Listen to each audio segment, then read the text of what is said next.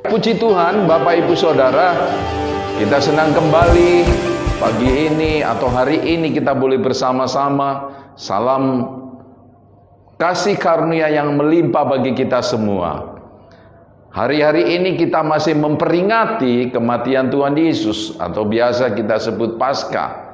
Oleh sebab itu, saya pun mengambil topik hari ini, yaitu kita pasti diselamatkan. Topik ini, tema ini bukan tema menunjukkan kesombongan bagi kita semua, bukan, tetapi karena memang ini kita kutip dari firman Tuhan yang ada di dalam kitab Roma pasal 5 ayat 10. Karena itu mari kita bersama-sama membuka di dalam kitab Roma pasal 5 ayat 10. Nah, mari kita baca bersama-sama yang berbunyi demikian. Sebab jikalau kita ketika masih seteru dengan Allah, diperdamaikan dengan Allah oleh kematian anaknya, lebih-lebih kita sekarang telah diperdamaikan, pasti akan diselamatkan oleh hidupnya. Sekali lagi saya ulangi pembacaan kita, dan tolong perhatikan, simaklah baik-baik. Roma 5 ayat 10 demikian. Sebab jikalau kita ketika masih seteru diperdamaikan dengan Allah oleh kematian anaknya, lebih-lebih kita yang sekarang telah diperdamaikan pasti akan diselamatkan oleh hidupnya.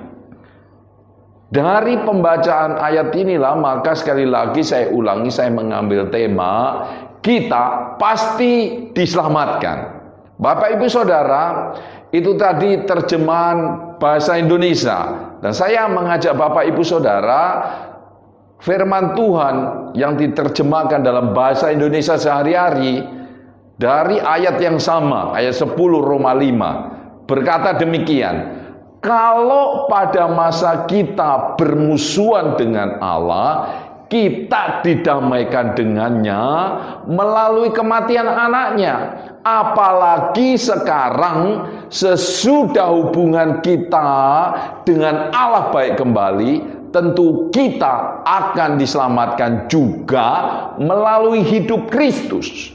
Sekali lagi saya ulangi, kalau pada masa kita bermusuhan dengan Allah, kita diperdamaikan dengannya melalui kematian anaknya. Apalagi sekarang sesudah hubungan kita dengan Allah baik kembali, tentu kita akan diselamatkan juga melalui hidup Kristus. Haleluya Bapak Ibu Saudara.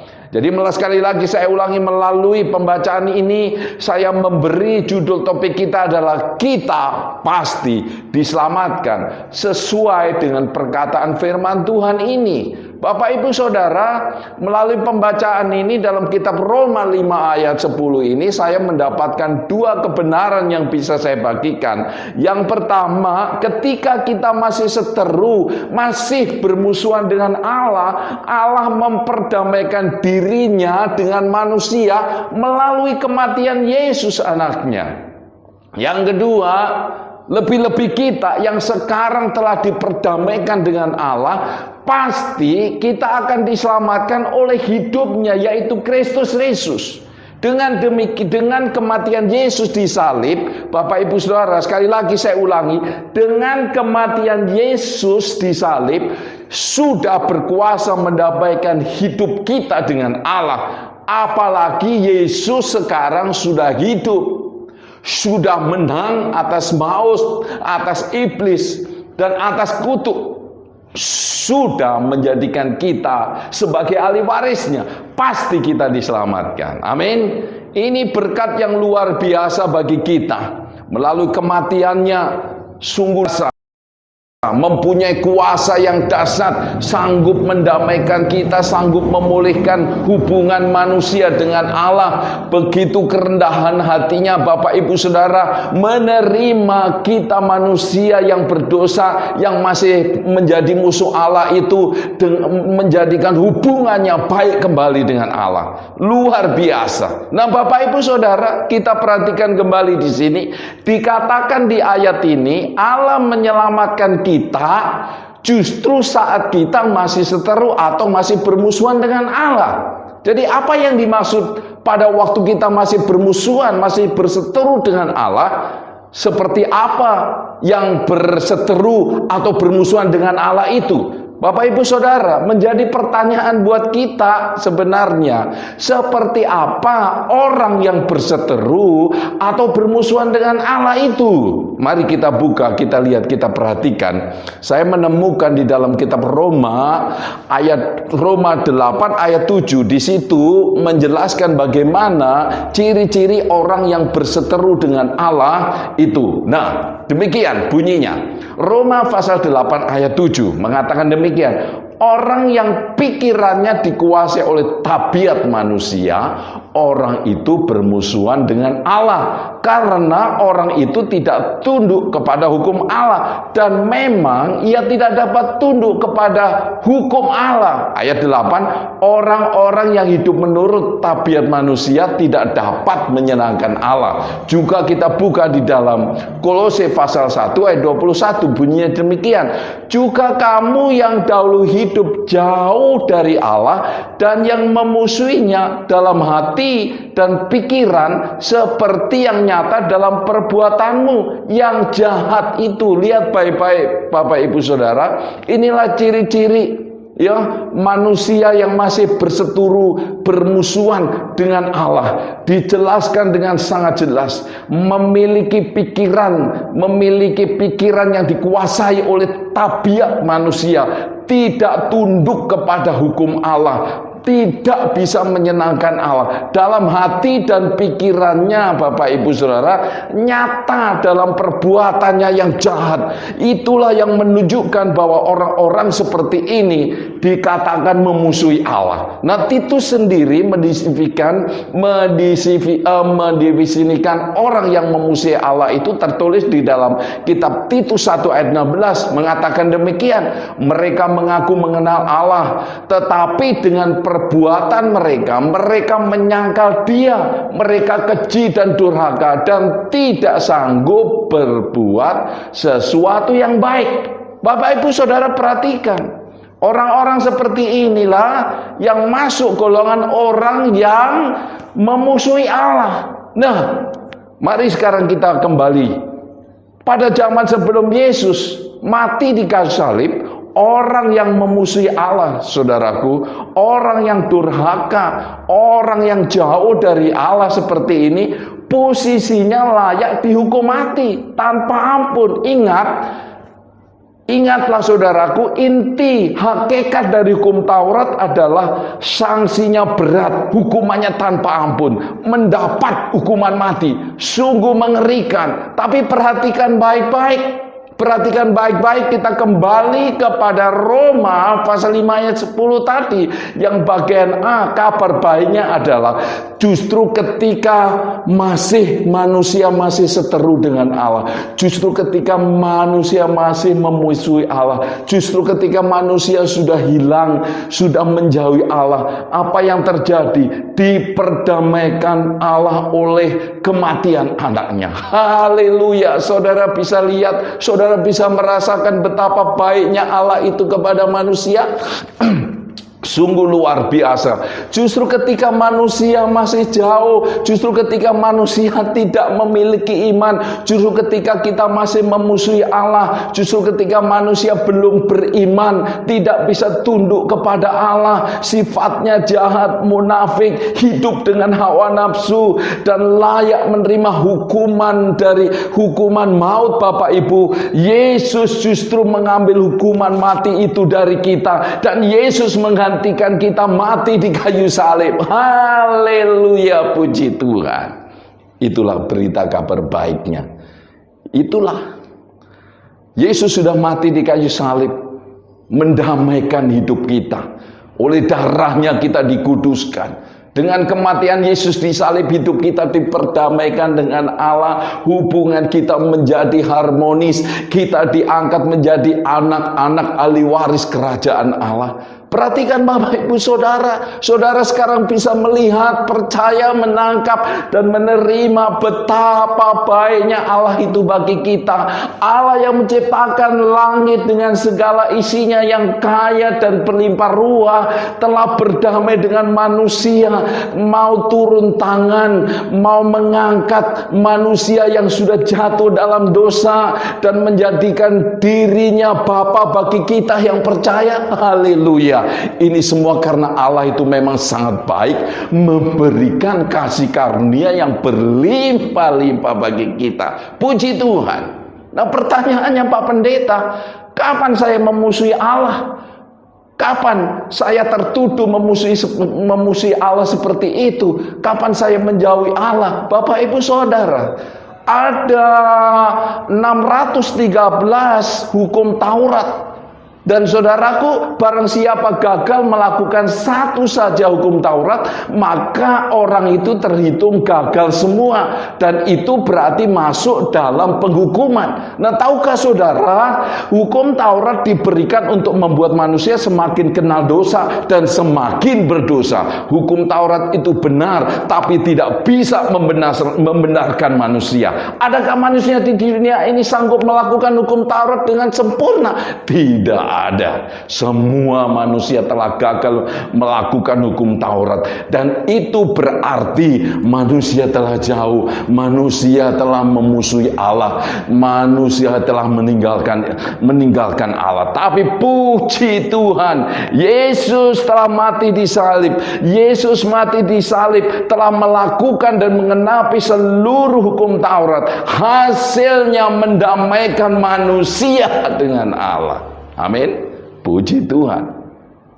Saudara bisa merasakan bagaimana kebaikan Allah itu justru ketika kita masih jauh, justru ketika kita masih belum beriman, justru kita masih menjadi manusia-manusia yang jahat. Ketika itu 2000 tahun yang lalu Yesus sudah mati di kayu salib. Allah mendamaikan dirinya melalui kematian Yesus dengan manusia. Puji Tuhan. Nah, sekarang mari kita lanjutkan. Yang kedua, Roma 5 ayat 10b yang berkata demikian. Ini berita baiknya. Lebih-lebih kita yang sekarang telah diperdamaikan, pasti akan diselamatkan oleh hidupnya. Saya ulangi sekali lagi. Lebih-lebih lagi kita yang sekarang telah diperdamaikan dengan Allah, pasti akan diselamatkan oleh hidupnya. Amin, puji Tuhan. Dengan kematian Yesus di salib saja, Bapak Ibu, saya ulangi lagi, dengan kematian Yesus di salib saja sudah berkuasa menyelamatkan manusia yang masih bejat. Apalagi kita sekarang sudah menjadi anak-anak Allah. Juga Yesus Kristus sudah hidup, pasti kita diselamatkannya. Amin. Pasti kita diselamatkannya. Haleluya. Jadi mari Bapak Ibu Saudara perhatikan baik-baik. Saya tunjukkan firman Tuhan saat Yesus masih belum mati, saat Yesus belum disalib. Kita buka di dalam Yohanes pasal 6 ayat 40 berkata demikian. Sebab inilah kehendak Bapakku, yaitu supaya setiap orang yang melihat Anak dan yang percaya kepadanya peroleh hidup yang kekal. Amin. Dan supaya aku membangkitkan pada akhir zaman. Puji Tuhan. Mari kita baca yang lain, Yohanes 5 ayat 57 yang berbunyi demikian.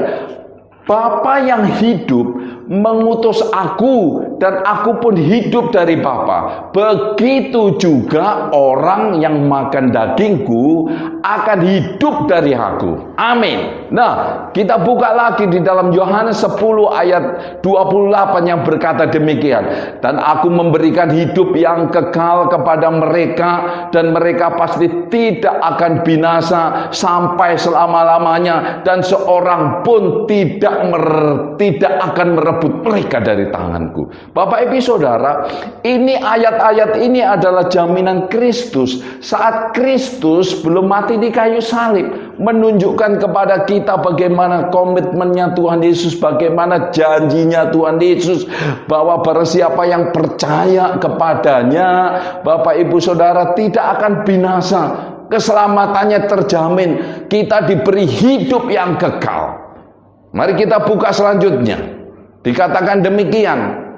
Jawab Yesus, Yohanes pasal 11 ayat 25, jawab Yesus, akulah kebangkitan dan hidup. Barang siapa percaya kepadaku, ia akan hidup walaupun ia sudah mati. Puji Tuhan. Lalu kemudian Yohanes 14 ayat 19 berkata juga demikian, tinggal sesaat lagi dan dunia tidak akan melihat aku lagi, tetapi kamu melihat aku sebab aku hidup, dan kamu pun akan hidup. Dan Bapak Ibu Saudara, setelah hari ketiga kematiannya, sungguh Yesus bangkit dari maut. Dia hidup, maut tidak mampu menahannya. Yesus naik ke surga. Bapak Ibu Saudara, Yesus menjadi perintis bagi kita semua, lebih dulu tinggal di surga, duduk di sebelah kanan Allah Bapa. Coba kita lihat Ibrani pasal 1 ayat 3 berkata demikian, ia adalah cahaya kemuliaan Allah dan gambar wujud Allah, dan menopang segala yang ada dengan firman-Nya yang penuh kekuasaan. Dan setelah ia selesai mengadakan penyucian dosa, ia duduk di sebelah kanan yang maha besar,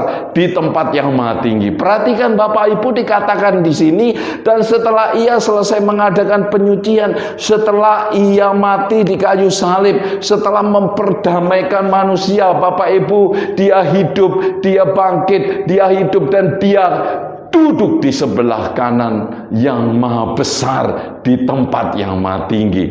Dia mendahului kita. Dia menunjukkan, membuktikan perkataannya sendiri. Barang siapa yang percaya kepadanya, dia yang hidup, maka dia pun peroleh hidup. Dan dia sekarang sudah mendahului kita, duduk di sebelah kanan Allah Bapa. Dan Ibrani pasal 7 ayat 25 berkata demikian, karena itu ia sanggup juga menyelamatkan dengan sempurna semua orang yang oleh dia datang kepada Allah, sebab ia hidup senantiasa untuk menjadi apa? Pengantara. Itulah yang saat ini Yesus kerjakan, yang sedang duduk di sebelah kanan Allah Bapa. Ia sanggup menyelamatkan. Ia pasti menyelamatkan setiap orang yang percaya. Seperti yang dia katakan, ia sanggup menyelamatkan dengan sempurna semua orang yang oleh dia datang kepadanya. Dia sanggup menyelamatkan dengan sempurna. Dan Efesus pasal 2 ayat 6 berkata demikian, dan di dalam Kristus Yesus, ia telah membangkitkan kita juga dan memberikan tempat bersama-sama dengan dia di surga. Puji Tuhan. Sungguh luar biasa Bapak Ibu Saudara janjinya. Kita yang sudah diperdamaikan dengan Allah juga dijanjikan tempat bersama-sama dengan Kristus Yesus di surga. Haleluya. Kelak saat Yesus datang kedua kali, kita akan bersama-sama dengan dia juga datang. Amin. Kolose pasal 3 ayat 4 berkata demikian, apabila Kristus yang adalah hidup kita menyatakan diri kelak, kamu pun akan menyatakan diri bersama-sama dia dalam kemuliaannya. Puji Tuhan Bapak Ibu Saudara. Ini sungguh luar biasa. Ini jaminan bagi kita semua, orang yang percaya kepada Kristus, orang yang telah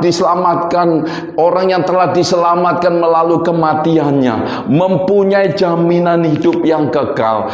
Dia menyediakan tempat yang istimewa bersama-sama dengan Kristus. Pertanyaannya buat kita, bagaimana kita yang hidup sekarang di dunia ini? Apakah ada pemeliharaan Allah? Bapak Ibu Saudara, apakah saat ini kita yang hidup di mana dunia persoalan yang begitu banyak, tekanan begitu banyak, penderitaan bertubi-tubi, kita masih berjuang di dunia ini? Apakah ada pemeliharaan Allah bagi kita anak-anaknya yang masih hidup di dunia? Mari kita baca Roma 8 ayat 32 berkata demikian. Ia yang tidak menyayangkan anaknya sendiri, tetapi yang menyerahkannya bagi kita semua. Perhatikan ayat ini. Bagaimana mungkin ia tidak mengaruniakan segala sesuatu kepada kita bersama-sama dia? Perhatikan baik-baik, saya ulangi saudaraku ayat ini. Ia, Allah, yang tidak menyayangkan anaknya sendiri, yaitu Yesus Kristus, mati di kayu salib, tetapi yang menyerahkannya bagi kita semuanya, memperdamaikan kita dengan menyerahkan nyawanya sendiri. Bagaimanakah mungkin ia, Allah, tidak mengaruniakan segala sesuatu kepada kita bersama-sama dengan Yesus? Haleluya. Jadi Allah bukan saja telah membereskan Bapak Ibu masa lalu kita yang kita warisi dari Adam. Allah juga menyediakan tempat yang terbaik sesudah kematian kita. Semua itu sudah dibereskan dan sudah dikerjakan ketika dia lebih dahulu, saudaraku, mati di kayu salib dan lebih dahulu kembali duduk di sebelah kanan Allah Bapa untuk masa depan kita. Firman Tuhan berkata, sudah pasti Allah juga memelihara kita selagi kita masih hidup di dunia ini. Amin. Ada penyertaan Allah melalui Roh Kudus-Nya, ada penyertaan Allah melalui firman-Nya, ada penyertaan Allah melalui Bapak Ibu Saudara, pertolongan daripada malaikat dan malaikat-Nya yang disediakan Allah bagi kita untuk memelihara, untuk melindunginya di dalam nama Yesus. Dia, Bapak Ibu Saudara, sudah di masa lalu kita sudah dibereskannya. Masa yang akan datang sesudah kita mati sudah disediakannya bagi kita. Dan dia, Bapak Ibu Saudara, Allah juga berjanji memelihara kita yang masih hidup di dunia ini. Amin. Haleluya. Mari kita berdoa. Terima kasih Bapa di surga, kami sungguh bersyukur, kami berterima kasih untuk karya salib-Mu yang sudah selesai. Apa yang Kau lakukan adalah untuk membereskan masa lalu kami yang kami warisi dari Adam sampai masa depan. Engkau melakukannya satu kali di kayu salib untuk menghapus dosa-dosa kami dan memulihkan hubungan kami dengan Allah, sehingga dosa-dosa kami dilupakan sama sekali, sehingga hidup kami layak menerima kebaikan, sehingga Engkau mengangkat hidup kami sebagai anak-anak-Mu. Terima kasih Tuhan. Bahkan Engkau sudah membereskan, menyediakan tempat yang terbaik bagi kami sesudah kematian kami di dunia ini. Sungguh luar biasa kasih-Mu Bapa. Terima kasih. Apa yang sudah Engkau kerjakan sungguh luar biasa bagi kami. Dan saat ini Engkau melihat kami semua, anak-anak-Mu yang masih hidup, yang masih berdiri di atas muka bumi ini, sedang berjuang. Dan kami bersyukur Engkau berjanji, Engkau memelihara hidup kami, Engkau menyediakan Roh Kudus untuk mendampingi, menjadi penolong bagi kami. Dan juga Engkau memberikan malaikat-malaikatmu untuk mendampingi, menyertai kami dalam menyelesaikan setiap persoalan yang kami hidupi.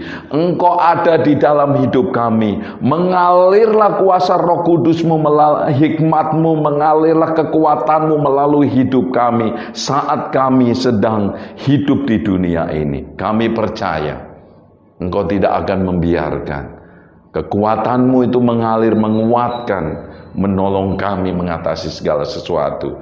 Karena kami sebenarnya sudah menang, bahkan lebih daripada pemenang melalui Yesus Kristus. Terpujilah nama-Mu. Di dalam nama Yesus kami berdoa. Amin. Puji Tuhan. Terima kasih untuk waktu yang ada. Kasih karunia melampaui kita semuanya, dan kita boleh jumpa kembali dalam ibadah yang lain. Dalam nama Yesus, Tuhan memberkati. Amin.